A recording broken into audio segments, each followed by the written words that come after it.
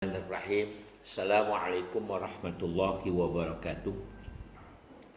Anak-anakku sekalian, dari semua jurusan kita awali pelajaran kita ini dengan usul fikih. Usul fikih kemarin kita sudah sampai ke bait 14, 15 dan sekarang akan kita 15, 16, 14 kemarin kita sudah bahas, 15 kayaknya kemarin gak keburu waktunya. Bismillahirrahmanirrahim. Bait yang ke-14 kita ulangi, flashback sedikit. Walil wujubi alamun nidai kazaka qad usima bil qodoi. Walil wujubi, dan sholat yang bangsa wajib, yang bangsa fardu, alamun nidai, itu ditandai dengan adanya azan. Jadi sholat fardu kita mulai dengan azan. Kalau sendiri paling enggak qomat. Kalau di masjid, di musola, di majelis taklim yang banyak orang, ya kita azan, terutama ya di masjid lah, musola. Tapi kalau kita sembahyang sendiri cukup kita dengan qomat.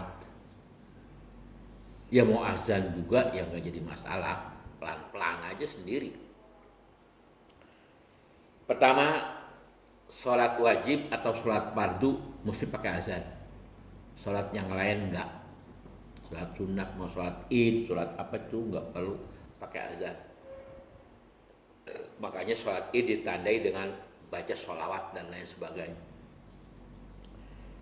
Kazaka qadusima bil qodoi, begitu juga sholat fardu itu usima bil qodoi, ditandai dengan adanya kodok. Kalau luput, kalau kita luput ketiduran ataupun apa, sakit ataupun apa, itu mesti dikodok. Yang ketiga, watarku injuli balit takziri, dan orang yang meninggalkan sholat yang wajib, keperduan, kewajiban kita, apaan aja, bukan sholat aja, apa juga yang wajib kita tidak kerjakan, juli balit takziri, itu membawa kepada siksa, kepada dosa.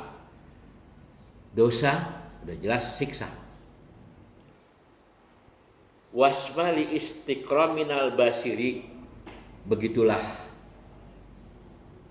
istiqra'nya minal basir, penetapan yang sudah pengoreksian.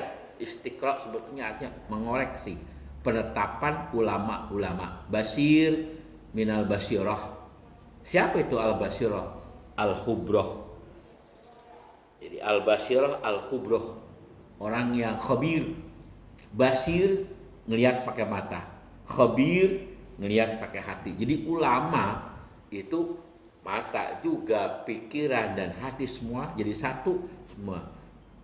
Setelah dikoreksi, diteliti, jadilah keputusan. Itu yang dinamakan fatwa ataupun apa. Para usul fiqh mengatakan bahwasanya sholat wajib itu ditandai dengan azan dan juga mesti dikodok kalau luput. Dan yang ketiga, orang yang tidak mengerjakannya atau meninggalkannya itu berdosa, maka larinya kepada siksa. Wasmali istiqra'i minal basiri, begitulah penentuan para ulama atau ketetapan para ulama. Wa fihi annatar kasyai'a idza kana zalika tarku fihi ta'zirun ay uqubatun.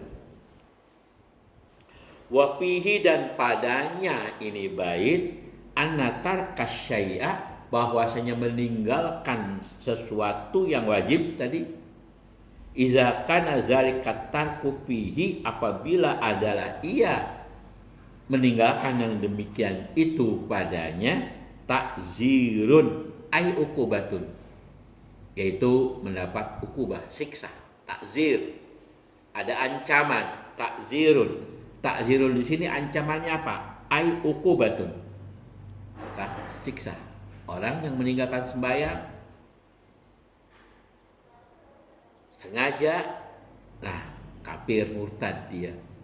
Orang yang meninggalkan sembahyang lalu dia enggak qada, maka jelas orang yang enggak sembahyang jelas dia itu ada takzirun. Takzirun artinya ukubatun.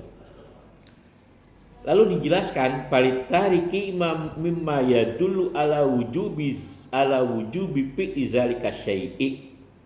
Palitariki, maka bagi si tarik, si fa'il, orang yang meninggalkan yang wajib, mimma yadullu ala wujub tu, daripada apa yang menunjuki di atas kewajiban. Jadi meninggalkan kewajiban, meninggalkan perintah yang wajib tuh. Ala wujubi fi izalika syai', di atas kewajiban demikian itu sesuatu. Ya, apa yang diwajibkan kita? Zakat, sholat, puasa, itu takzir, ay ukubah, dosa, siksa. Itu. Qauluhu wasma bipatin wa sukunin maknahu alamatul wujubi li istiqra'i ahlil basrati wal khubrati li ahwalihi sallallahu alaihi wasallam. Qauluhu, maka ucapan yang di bait itu wasma, itu kan wasma li istiqraminal basiri. Lafaz wasma itu bipatin, bisa dibaca juga dengan patah sin, wasukunin dan sukun sinnya wasma. Ini disukun, nanti ada lagi nanti wasamma. Jadi di sini wasma bipatin wasukuni maknahu, maknanya itu alamatul wujubi, yaitu tanda wajib,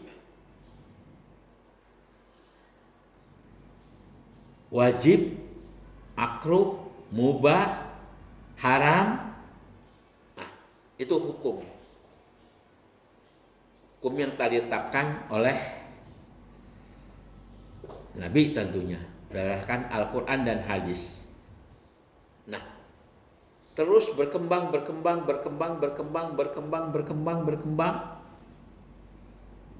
Ditetapkannya melalui tasri, yaitu paling kagak 4 masodirinya: Quran, hadis, ijma, qiyas.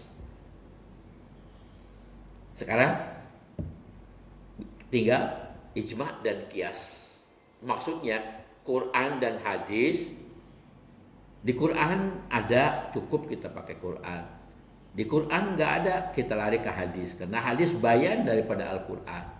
Quran dan hadis nggak ada, maka di situ ijma. Ada nggak ijma ulama? Seperti bahwasanya traweh 20 itu ijma sahabat namanya. Kalau di ijma nggak ada, maka yang terakhir qiyas. Kalau qiyas kagak ada, maka ijtihad birro'yi ijtihad birro'yi.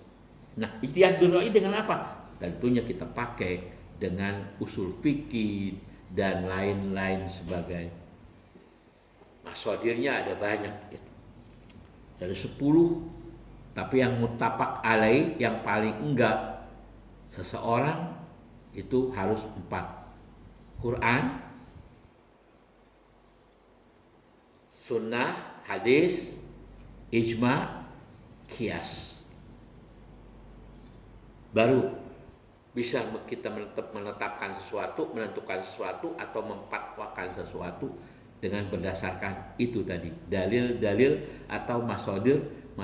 Nah, sekarang kita usul fikih ini. Usul fikih, kebetulan usul fikihnya ini adalah Nasrul Bunud ini adalah mazhabnya Maliki. Nggak jauh beda antara Maliki dengan Syafi'i. karena itu antara guru dengan murid.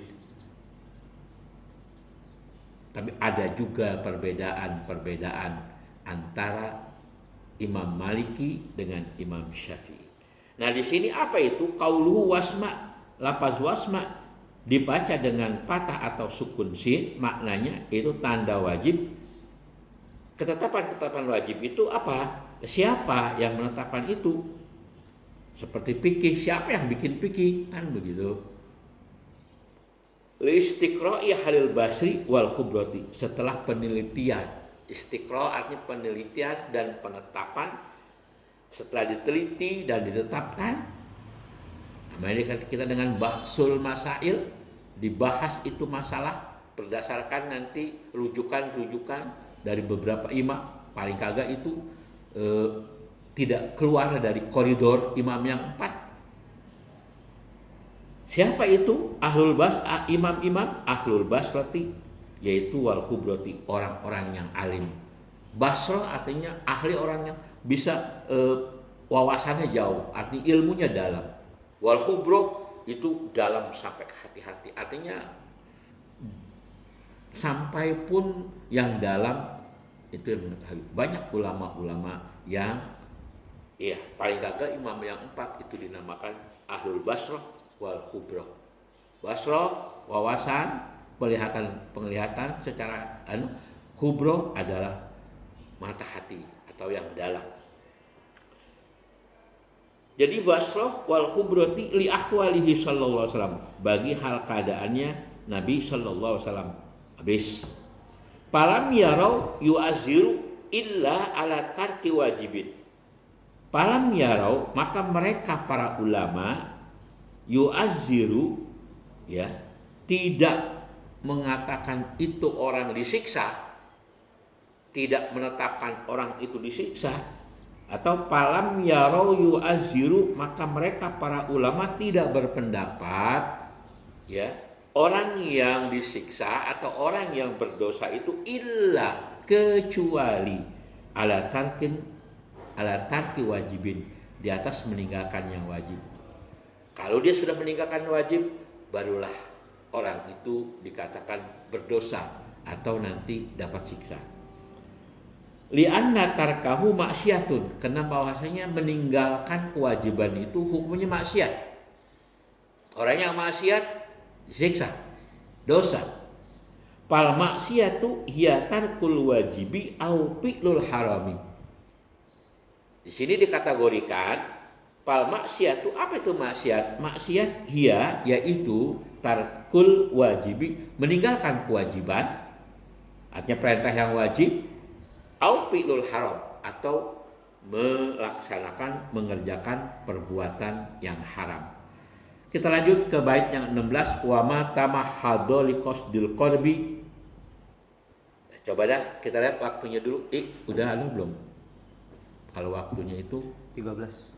13 menit. 13. Ini kita bikin berapa? Serahnya mau 15 mau 20. Udah cukup dah sampai di situ, sampai jadi kita bait ke 15 ya. Nanti insya Allah bait ke 16 yang tadi kita sudah baca baitnya, namun kita belum urai, belum kita bahas.